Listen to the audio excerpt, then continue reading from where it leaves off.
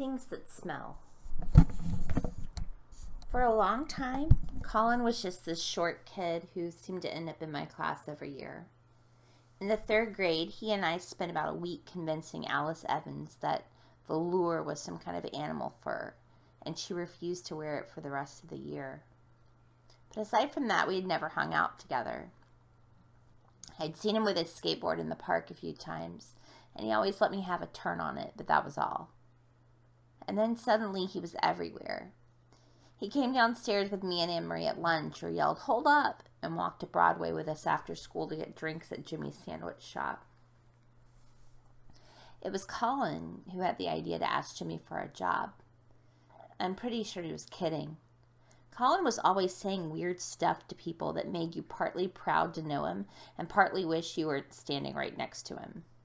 Attention-seeking is what Mom would call him. "Hey," Colin said to Jimmy after school one day in the beginning of November when we were paying for our Cokes. "You're always in here alone. How about you talking to the owner about giving us jobs?" "I am the owner," Jimmy said. "And who's us?" It was me, Anne-Marie, and Colin standing there. "Us," Colin said. "We could work after school." Jimmy grabbed a pickle chunk out of the set-up tray, which I didn't know the name of yet, and tossed it into his mouth. "I don't need help that late. What about when I open up?" We have lunch at 10:45, Colin said. A stupidly early lunch.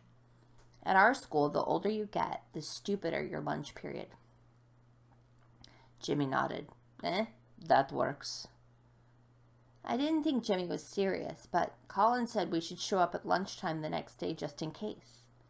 And it turned out he was serious. The three of us worked during lunch for the rest of that week.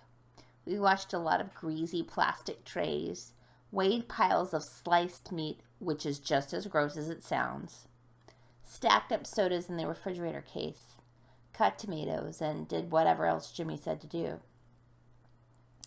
I guess it's obvious that Jimmy was kind of weird because no normal person would have given 40-minute-a-day jobs to 3 sixth graders.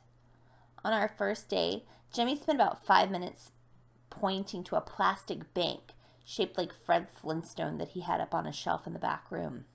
"Never touch the bank," he said. "Never." And when I pointed Jimmy's weirdness out to Anne-Marie, she said, "Yeah, but he's nice weird, not creepy weird." "You think?" I said. "What about that creepy cartoon bank?" She shrugged. My dad collects stuff like that too. Lots of people do." It turned out that Jimmy didn't intend to pay us any money. Instead, he let us each pick a soda from the refrigerator and make a sandwich from the stuff in the setup tray on the counter. The setup tray was just lettuce, tomato, onions, American cheese, Swiss cheese, and pickles. The other food, sliced turkey, ham, roast beef, salami, a big tub of tuna, and meatballs in a plug-in pot, was off limits. Every day we took our cheese sandwiches back to school and ate them at our desks during silent reading period. I sat next to Alice Evans, who never complained about anything, and Anne-Marie sat next to Jay Stringer, who was oblivious to the world when he was reading, but Colin sat next to Julia. "Mr. Tompkin," Julia said on the Friday of our first week at Jimmy's, "Colin is eating his lunch at his desk again, and I despise the smell of pickles." Mr. Tompkin looked up over the top of his book, adjusted his toothpick, and said, "Try breathing through your mouth."